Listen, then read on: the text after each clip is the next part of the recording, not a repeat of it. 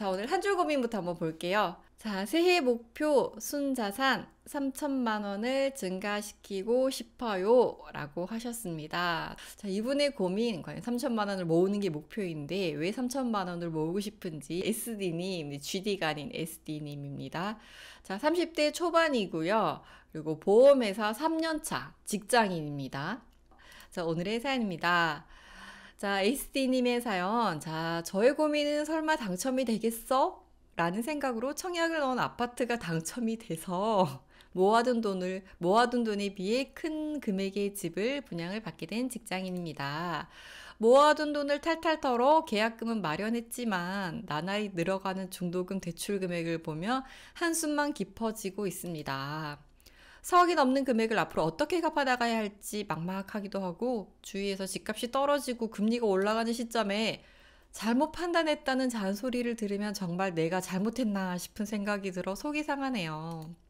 자, 현재 상황에서 올 한 해 3천만 원 저축이 가능할까요? 자, 우선 여러분들이 청약을 받으면 처음에 이제 계약금이란 걸 내게 돼요. 이제 청약 당첨이 되면 거의 한 달 정도? 보름에서 한 달 정도 안에 이제 그 시기마다 좀 다르긴 한데 계약금이 한 20% 정도를 납부를 해야 되거든요. 20% 정도를 납부를 하고 나머지는 이제 뭐 5개월, 뭐 6개월 이게 조건이 좀 다르긴 한데 대략 6개월마다 뭐 10%씩 기간이 좀 더 길면 뭐 또 더 모아서 좀 뭉쳐가지고 뭐 이렇게 내기는 해요. 그런데 이제 처음에 계약금 예전엔 10% 요즘 20%더라고요. 20%를 내고 나머지 10%는 5개월마다 6개월마다 10% 이렇게 아파트를 다 지을 때까지 나눠서 내요. 이렇게 10%씩 내다가 이제 마지막에는 한 20%까지 다 납부를 하고 그러면 100% 완납이 되거든요. 그러면 이제 이 집에 들어갈 수가 있는 거예요. 근데 이게 우리가 돈을 다 100%를 가지고 집을 살 수는 없잖아요. 그래서 이거 중간에 중도금 대출을 내요. 중도금. 중간에 돈은 중도금. 중간에 이제 돈이 필요하니까 이거 중도금 대출을 내가지고 10%씩 이 필요할 때마다 가서 6개월마다 대출을 내는 거예요. 처음 이제 서류를 적어 놓고 이제 그때그때 기간이 되면 계속 실행을 하는데 그렇게 해서 대출로 계속 이제 유지를 하다가 마지막에는 이제 이 집을 다 지으면 이제 지금까지는 이게 집을 짓고 있는 중이어가지고 이게 집을 담보로 하는 게 아니라 일종의 우리가 신용대출 내잖아요. 그 신용대출이에요, 이 상품은.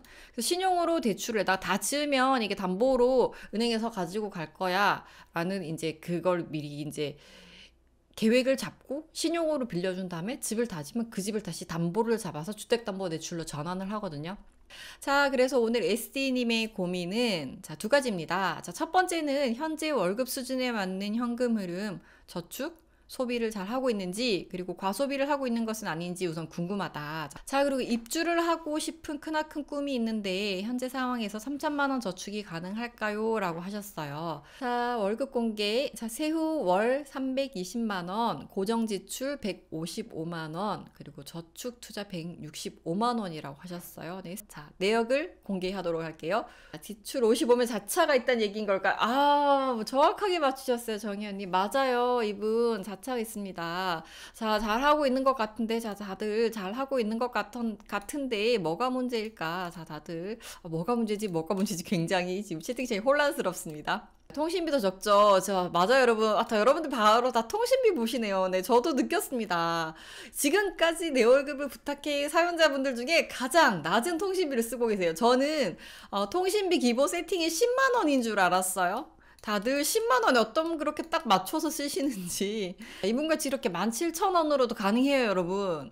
그래서 이분 통신비도 17,000원, 보장성 보험도 23,000원 정도고, 주거 관리비 같은 경우 매월 관리비가 나오겠죠. 이분이 이렇게 대출 비용이 있는데 이게 전세자금 대출 비용이에요. 그래서 대출 이자가 21만 원, 그리고 주거 관리비, 아파트 주택 관리비가 9만 원. 아파트인지 모르겠고 어쨌든 주거 관리비가 9만 원이고 그리고 아까 정현 님이 맞추셨죠. 자동차 경비가 20만 원이 있습니다. 이분 자동차를 이용하시는데 이분 같은 경우에는 그 보상과에 계시더라고요. 그 보상과에 계시는데 그래서 이 차량은 아마 출퇴근용이 아닐까 싶어요. 나가는 경우도 네, 생길 수도 있겠지만 어쨌든 또 출퇴근도 하시고 또 업무에도 간간히 사용을 하시는 것 같아요. 자, 이분 고정 지출은 이렇게 54만 원으로 적어주셨는데, 자, 이분 또 변동 지출이 또 어마무시합니다. 제가 보기에는 그랬거든요. 자, 용돈 식대 따로 있는데 꽤 높네요. 그쵸? 자, 호박주님, 저랑 생각이 좀 비슷하신 것 같아요. 저도 이게 용돈이면 용돈인데, 점심 따로, 저녁 따로, 이 스터디 카페는 왜 가시는 걸까요? 자격증 따실 게 맞나요? 아무래도 보험회사니까 자격증이나 이런 공부할 게 좀 많을 것 같기는 해요. 또, 그래서 공부하러 가시는 걸까요? 자, 그리고 경조사비 10만 원, 이게 근데 매월 나가나요? 아무래도 직장 생활을 하고 또 30대 초반이면 주변에 결혼을 하시는 분들이 좀 많으실 것 같고 또 여러 가지 또 경사, 조사 이런 것들이 있을 것 같긴 하지만 매월? 아무래도 시즌에 좀 많이 나가죠? 자, 그리고 교통비 5만 원. 이건 또 뭘까요? 자, 저는 교통비면 도로비지 않을까라는 생각을 하는데, 그럼 이걸 두 개 묶어야 되지 않을까요? 교통비를? 두 개를 묶어야 될 것 같고. 그리고 이러면 점심 스터디 저녁을 다 따로 할 것 같으면 도대체 이 용돈의 쓰임은 뭔지 좀 궁금해요. 용돈 안에 점심, 저녁 이런 게 다 포함되어야 되는 거 아닌가요? 그걸 다 따로따로 책정을 했다는 것 자체가, 그래서 저는 솔직히 이게 용돈의 범위를 어디까지 봐야 되냐면 여기까지 봐야 된다고 생각을 하거든요. 86만 원까지 이걸 용돈으로 봐야 되지 않나라는 생각을 해요. 부모님 용돈이면 인정. 혼자 주거 하실 것 같거든요. 이게 전세를 사시니까 아닌가요? 그러면 스터디 카페를 굳이 집에 좀 이렇게 공부할 약간 공간을 약간 마련하셔가지고 대체할 수 있지 않을까? 라는 생각도 좀 들거든요. 저도 금융사에 있었잖아요. 솔직히 그 내부적으로 쳐야 될 시험도 많고요. 그리고 자격증도 좀 많이 따야 돼요. 그래서 공부는 계속 해야 되지만 매월 이렇게 비용을 지출하면 또 내 돈이 나가는 거니까 말씀을 드리는 거예요. 자, 혼자 주거하는 거면 한 달치까지 안 끊어도 될 것 같아요. 그러니까요. 좀 가족들이 있고 방해가 된다거나 내가 공부할 공간이 부족하다 그러면 스터디 카페 가는 거 인정이지만 굳이 혼자 거주를 하시는데 스터디 카페까지 가면 집은 정말 잠만 자는 곳이죠, 그러면. 그럼 이 주거비라는 게 조금 좀 아까운데요. 자, 이상하게 집에서 공부를 못 하시는 분들이 많더라고요. 이상하게 집에서 공부를 못 하시는 분일까요? 아, 이상하게 스터디 카페 가야 공부가 잘 된다. 그럼 집을 스터디 카페로 꾸미는 건 어때요, 여러분? 집을 스터디 카페처럼? 자, 그럼 이제 저축 투자를 어떻게 하시는지 좀 볼게요. 저기, 적금 135만 원, 연금 저축 10만 원, 그냥 최소로 넣으시는 것 같아요. 주택 청약 10만 원, 자, 주식 10만 원. 자, 우선 뭐 뭘 넣을지는 모르겠는데 그래도 다들 해야 된다고 하니까 뭐 연금 저축도 하나 넣어보고 청약도 하나 넣어보고 주식도 하나 넣어보고 이렇게 그냥 넣어보신 것 같아요. 어쨌든 그래도 적금을 최대한 많이 하고 있다니까. 자, 근데 이분이 여러분 월급이 320이에요. 그거 감안하고 봐주세요. 월급이 320만 원입니다. 월급이 200이면 130이면 와우인데 320이에요. 그래서 자, 이분 52% 정도 저축률 됩니다. 저축률 현재 52%입니다, 여러분. 자, 결국 소비군요. 혼자 사시는 거면 집을 네, 스카로 만드시는 게 좋아요. 책상 칸막 사시거나 큰 박스 디귿자로 만들어서 포스트잇 붙이면 됩니다. 네, 집에서 자체적인 스터디 카페를 만들자.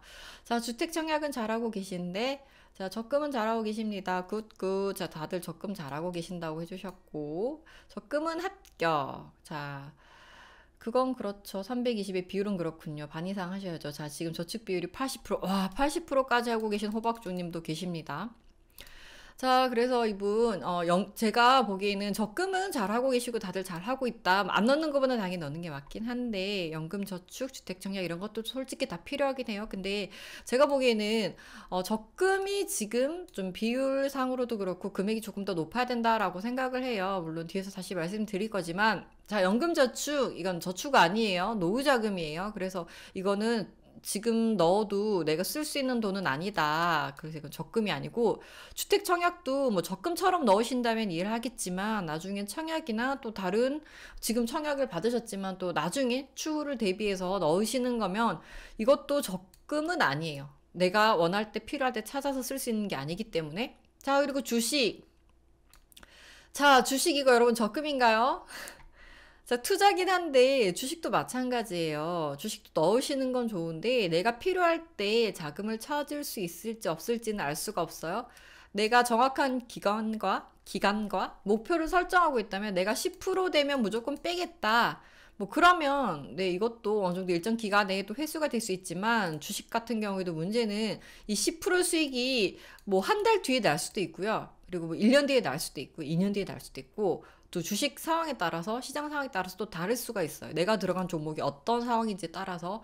그래서 이 주식도 내가 원하는 시점에 내가 찾고 싶을 때 찾을 수 없기 때문에 이것 또한 네, 저축으로 보기보다는 정말 단순하게 이제 우리가 말하는 그 투자의 개념으로 보셔야 되고요. 그래서 이거 세 개는 좀 지금 내가 3천만 원을 모으는데 네, 포함이 되는 금액이다 아니다? 아니다 라고 보시면 돼요. 그래서 지금 내가 모으고 있는 금액은 135만 원이다 라고 생각을 하시면 될 것 같아요.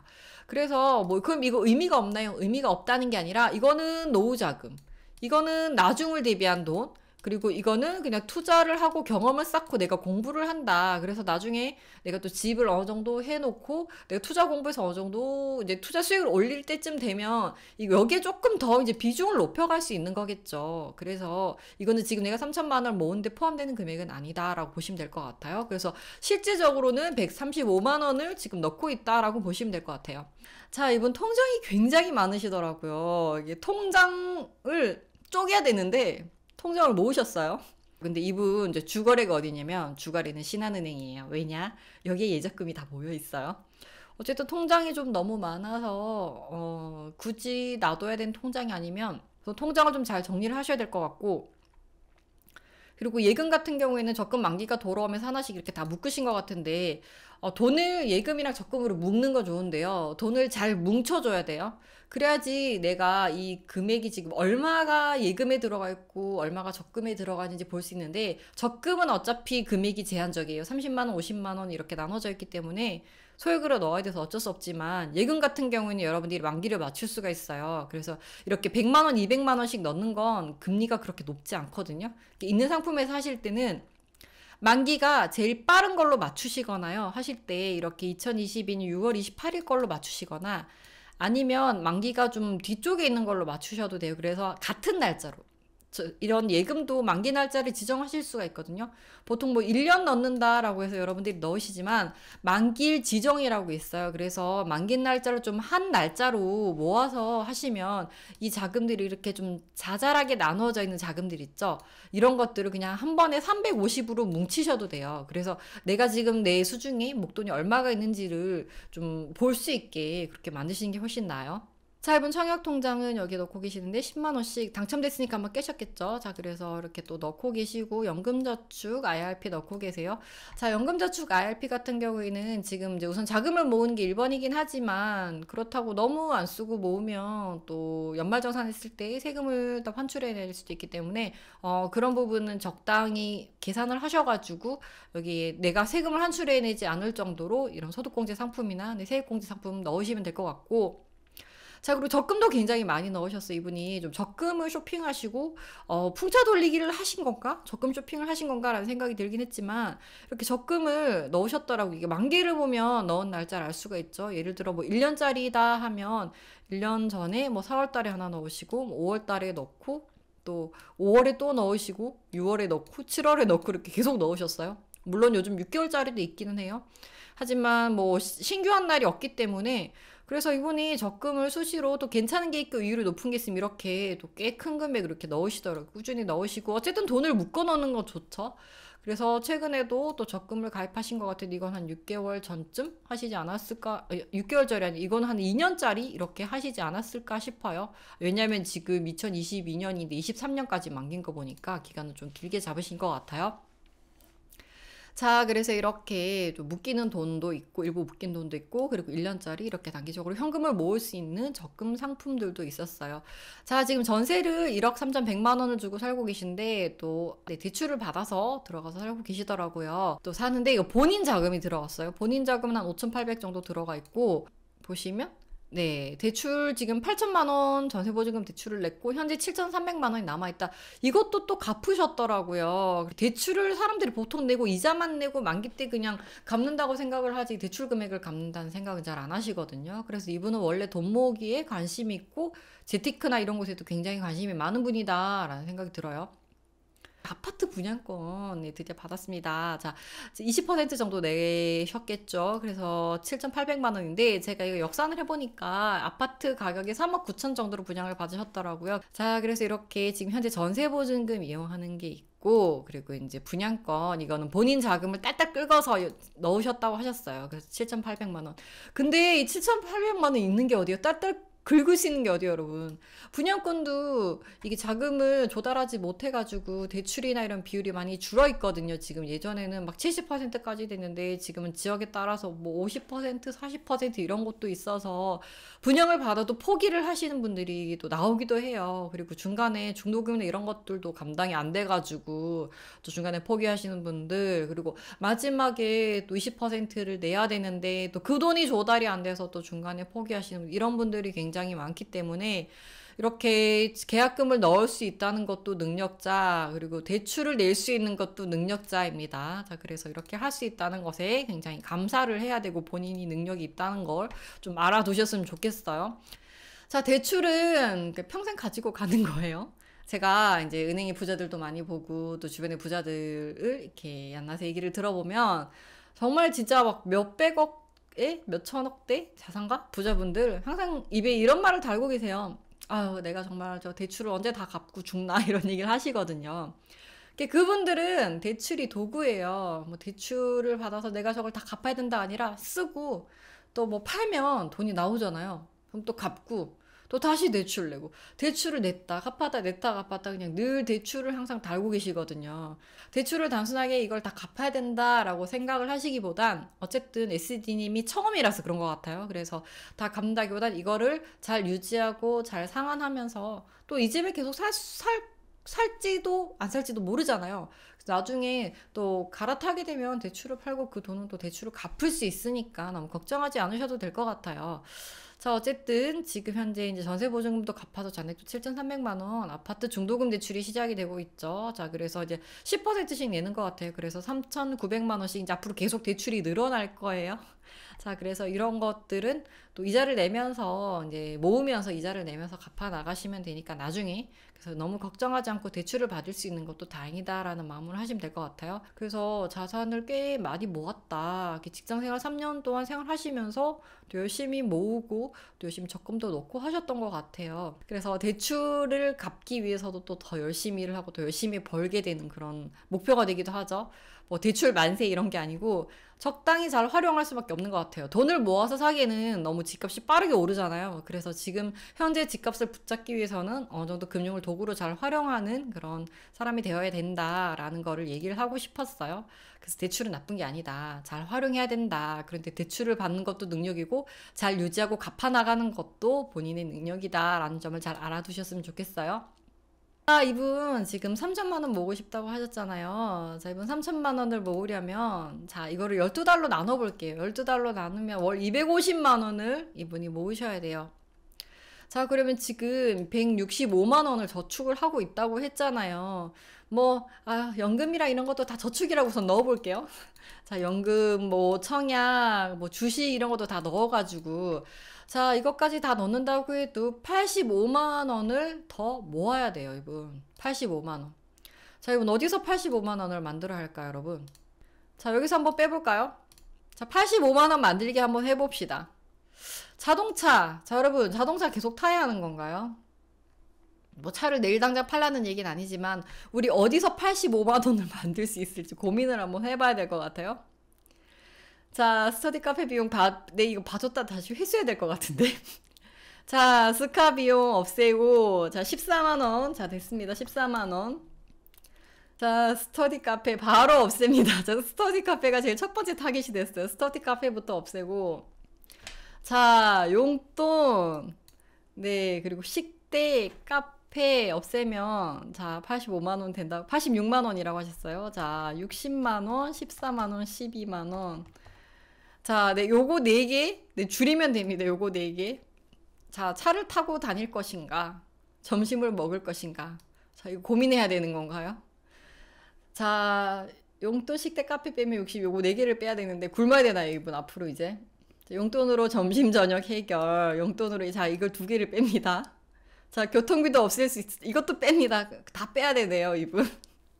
어떻게 다 빼야 돼. 자, 이분 어떻게 살아가야 하는 걸까요? 자, 자동차는 뭐 업무에 따라 필요할 수도 있지만 이거는 계속 유지비가 또 드는 비용이죠. 자, 그리고 이분 지금 생각했을 때 어, 나중에 입주를 하면 거기가 지금 현재 있는 곳보다는 거리가 멀어져서 아마 자동차 경비가 좀 더 많이 들 것 같아요. 이렇게 주유비가 좀 더 늘어나지 않을까라는 생각이 들어서 그 부분도 미리미리 좀 고려를 하셔야 될 것 같아요. 그리고 대출 비용은 어쨌든 당분간은 나가야 되는 금액이니까 이거 줄일 수가 없는 거고, 네, 용돈, 식대, 스터디 카페, 저녁 식대 여기서 어느 정도 좀 조정을 하셔야 될 것 같아요. 자, 다 없애, 다 없애.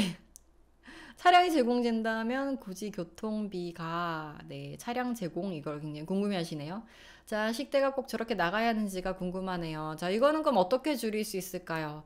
자, 뭐 도시락을 싸 다닌다거나 이렇게 딱 예산을 정할 수가 있겠죠. 점심도 밖에서 해결하시는 것 같고 저녁 식대도 밖에서 어느 정도 해결하시는 것 같고 또 스터디 카페를 가게 되면 또 밖에서 식사를 해결할 수밖에 없겠죠. 그래서 이게 부대 비용이 여기에 같이 연결된다라고 보면 될 것 같아요. 스터디 카페 가려면 밥을 먹고 가야 되는데 이제 저녁을 먹고 이제 스터디 카페를 간다.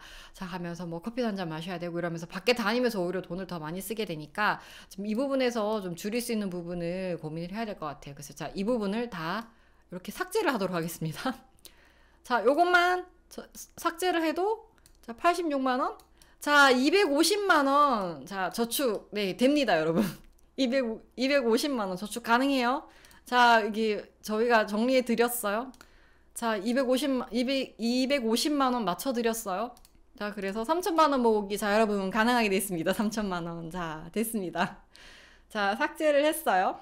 자, 저녁 식대는 집에서 해 먹는 걸로 자, 바꿔보심이. 자, 다 삭제를 해버렸습니다.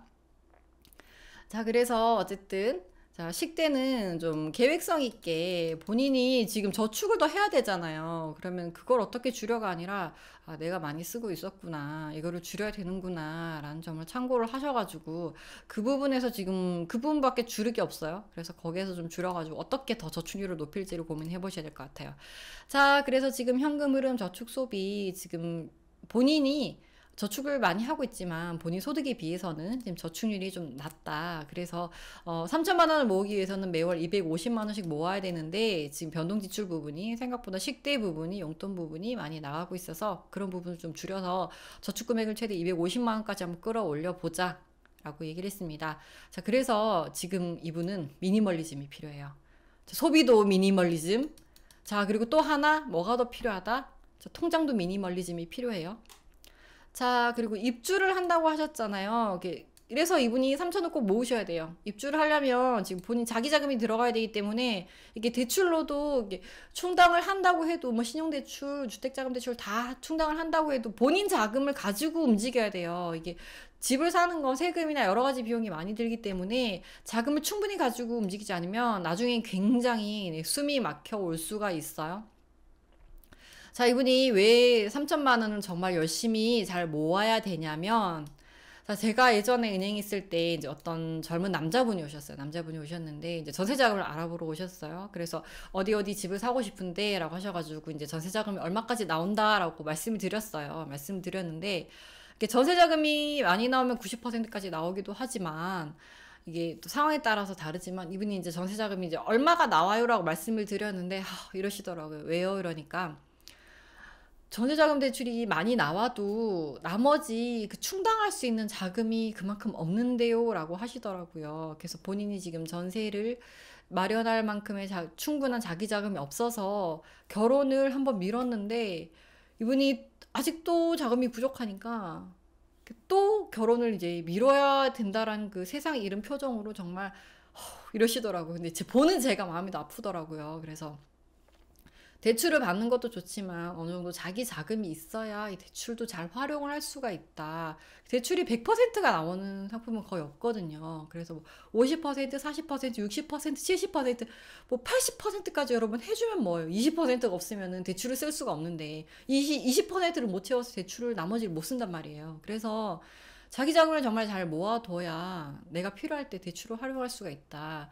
그래서 오늘 SD님 같은 경우에는 지금 청약도 잘 했고, 이제 집도 이제 계속 중도금을 넣고 집을 이제 내 집 마련의 꿈을 향해 다가가고 계시는데, 마지막에 잔금 칠 때 고생하지 않으려면 지금 굉장히 독한 마음 먹고, 이 3천 모은다라는 각오로 하셔야 된다라는 걸 말씀을 드리고 싶어요. 그래서 250만 원을 최대한 좀 잘 모아 나가셨으면 좋겠다라는 생각이 들어요. 자, 그 제가 앞에 지금 뭐 이미 다 나오긴 했지만 네, 솔루션으로 말씀을 드리고 싶은 건 뭐냐면, 자, 우선 통장을 좀 정리를 하셔가지고 내가 어디에 돈이 얼마가 지금 있고 얼마를 모아가고 있는지 잘 정리를 하셨으면 좋겠어요. 본인 머릿속에도 어느 정도 들어있겠지만 또 이번에 저한테 이 사연을 보내주시면서 한 번 더 머릿속으로 정리를 하셨을 것 같아요. 그래서 그런 부분들을 너무 복잡하지 않게 내 눈에도 딱 한눈에 보이게, 내가 지금 현금 얼마 모았고 내 지금 목표 진도율에서 몇 퍼센트 달성하고 있는지 잘 볼 수 있도록 지출 통장을 잘 줄이셔가지고 목표 달성에 우선적으로 네, 달성할 수 있도록 돈 모으기를 시각화하셨으면 좋겠어요. 자, 그리고 SD님 자금 흐름 계획을 좀 잘 세워보셨으면 좋겠다라는 거를 네, 말씀을 드리고 싶어요. 자, 이게 지금 전세 만기 일정이랑 입주 시기랑 좀 이게 맞는지 약간 의문이더라고요. 이게 입주 시기가 언제일지 모르겠지만 어쨌든 1년 정도 내 갭이 벌어질 수도 있겠다라는 생각이 들어가지고 이 자금도 좀 잘 맞추셔야 되거든요. 그래서 전세 만기와 입주 시기에 이 전세 만기금을 받아가지고 입주 시기에 돈을 잘 넣을 수 있을지 이 부분도 굉장히 고민을 하셔야 되고, 그리고 입주가 꿈이라고 하셨는데, 자, 여기 입주를 하면 지금 직주 근접성 요즘 굉장히 얘기를 많이 하잖아요. 직장과 주거가 얼마나 가까운지. 그래서 근접성보다는 접근성이라고 얘기를 해야 되겠죠. 지금 계신 곳에서 회사를 출퇴근하는 것과 본인이 나중에 입주할 아파트에서 이제 출퇴근하는 것 시간, 비용 이런 부분들이 굉장히 차이가 날 것 같아서 그런 부분도 좀 잘 계획을 세우셔야 될 것 같아요. 그래서 비용을 어떻게 할 거고 또 출퇴근을 어떻게 할 건지 이런 부분도, 거리가 멀어지면 또 부대 비용이 더 많이 나가니까 특히 차량으로 출퇴근하신다면, 그래서 그런 부분도 참고를 하셔야 될 것 같고, 자, 그리고 라이프 사이클도 한번 고민을 하셔야 될 것 같아요. 지금 뭐 결혼도 나중에 생각하실 수도 있잖아요. 그래서 이번에 좀 주택을 구입을 하시면서 좀 공부가 조금 됐을 것 같아요. 근데 본인이 지금 한 선택이, 주변에서 얘기가 많다고 했잖아요. 지금 금리가 오르는데 지금 집을 왜 샀냐라고 얘기를 한다고 하는데, 주변에서 얘기하는 건 그냥 그 현재 상황에 대해서 그냥 들은 거에 대해서 걱정을 많이 하잖아요. 근데 제가 주변을 봐도 집 잘 샀다, 축하한다, 어머 정말 잘 샀어 라고 하는 분들은 본 적이 없었던 것 같아요. 제가 왜 그런 얘기를 하냐면 2015년도에 이제 제가 이제 손님들이랑 얘기를 할 때 그런 얘기를 많이 했었어요. 지금 집값이 너무 올랐는데 집을 사야 할까요? 말아야 할까요? 이 얘기를 굉장히 많이 했었거든요. 굉장히 많이 했었는데, 자, 여러분, 제가 이거를 좀 보여드릴게요. 이게 뭐냐면, 네, 부동산, 네, 평균 가격이에요. 그래서 뭐 어떤 특정 집에 대한 얘기는 아니지만, 제가 아까 말씀드렸던 2015년을 한번 볼게요. 2015년도면 집값이 요 정도였어요. 자, 이때 정부에서 LTV를 70%까지 열어줬어요. 이 시기쯤 해가지고 원래 60% 했는데 70%까지 늘려주겠다. 자, 대출해서 집 사라. 집 살 수 있게 해주겠다. 해서 70%까지 열어줬었거든요. 그런데도 이때도 사람들이 굉장히 얘기를 많이 했단 말이에요. 집값 떨어지지 않을까요? 지금 고점이 아닐까요? 이런 얘기를 많이 했었어요. 자, 근데 여러분 그래프는 지금 어떻게 되어 있나요? 자, 이때는 큰 등이나 큰 락이 없었어요. 그 등 락이 큰 변동폭이 많이 없었죠. 자, 근데 이게 계속 이렇게 쭉 가다가 한 번 이렇게 훅 올랐죠. 훅 오르고 훅 오르고 다시 17년, 18년에 오르고 훅 오르고. 자, 그리고 코로나가 이때 2020년에 터졌잖아요. 이렇게 해서 쭉 올라가다 2021년에 이렇게 급격하게 상승을 했죠. 제가 부동산을 예측한다거나 부동산 상승론자거나 부동산 폭락론자거나 이런 건 아닌데, 어쨌든 집값이 오르고 떨어지는 거는 알 수가 없어요. 그래서 지금 오르는데 어떡할 거냐, 떨어지는데 어떡하겠어요. 이미 집을 샀는데. 그래서 그런 말에 너무 흔들리거나 너무 속상해하지 않으셨으면 좋겠어요. 그래서 본인이 지금 한 선택에 대해서 본인이 지금 잘 대응을 하고 있고 또 본인이 충분히 갚을 능력이 있고 하기 때문에 잘 모아서 잔금까지 잘 좀 마무리를 해서 지금 내 집을 무사히 내 품으로 가지고 오는 내 집 마련의 꿈을 이미 달성을 했고 그 집을 무사히 계획한 거대로 성공으로 이끌어갈 수 있도록 좀 잘 모으는 거에 중점을 두시고 돈을 잘 모으셨으면 좋겠고 내 집 마련의 꿈을 이룩하셨는데 이 과정 중에 하나 있다. 그래서 이번을 통해서 좀 많이 배우고 앞으로도 또 어떻게 하면 좀 다음 집을 살지 이런 계획도 한번 생각을 해보시는 거 좋을 것 같아요. 그래서 이번에 좀 많이 공부하시고 경험하셨으면 좋겠어요. 너무 많이 삭제당해가지고 이분 좀 황당하신 거 아닐까요, 이스티님? 너무 많이 삭제당했다. 그냥 우리가 한꺼번에 삭제를 해버렸다. 강제저축, 스카 비용 없애기. 다들 스터디 카페 비용을 좀 가장 만만하게 보시고 저거를 먼저 가장 타겟으로 줄일 수 있다라고 생각하시는 것 같아요. 저 31살에 솔직히 집을 가지고 있는 사람이 그렇게 많진 않거든요. 최근 신문기사에 40대 이상이 자기 집을 소유하고 있는 비율이 10명 중에 한 3명? 2명 정도밖에 안 됐어요. 오히려 40대 이상인데도 자기 집을 소유하고 있지 않는 분들도 계시거든요. 그래서 그만큼 자기 집을 뭔가 하나 마련을 하는 게 굉장히 큰 힘이 들고 애가 쓰인다. 그래서 이렇게 지금 하는 것도 힘드시잖아요, 솔직히. 중도금 대출도 계속 내야 되고, 대출도 부담도 있고, 또 돈을 모아가지고 나중에 좀 마지막까지 대금을 다 입금을 해야 되니까 그런 부분이 굉장히 심리적으로 힘든데, 그래서 그렇게 했기 때문에 또 집을 내 집 마련을 하실 수 있다고 생각을 해요. 그래서 지금 31살에 내 집 마련을 한다는 것 자체가 굉장히 좀 빠르고 남들은 나중에 이제 집을 어떻게 해야 되나 청약하고 있을 때 본인은 내 집을 우선 가지고 있으니까요. 그 돈에 대해서 너무 부담감을 가지지 말고 아주 행복하다. 나 내 집 마련했다. 그리고 나 지금 갚을 돈을 열심히 모으고 있고 돈을 벌 수 있다는 점을 만족하시면서 열심히 좀 잘 모아나가셨으면 좋겠어요. 자, 오늘 내 월급을 부탁해. 네, SD님의 사연으로 함께 해봤습니다. 1년에 3천만 원을 모으고 싶어요. 네, 스터디 카페 비용 줄이시고 또 다른 비용들도 줄일 수 있는지 차근차근 생각하셔가지고 네, 월 저축금액 250만 원까지 올리셔서 연간 3천만 원 목표 꼭 달성하시기를 바랍니다.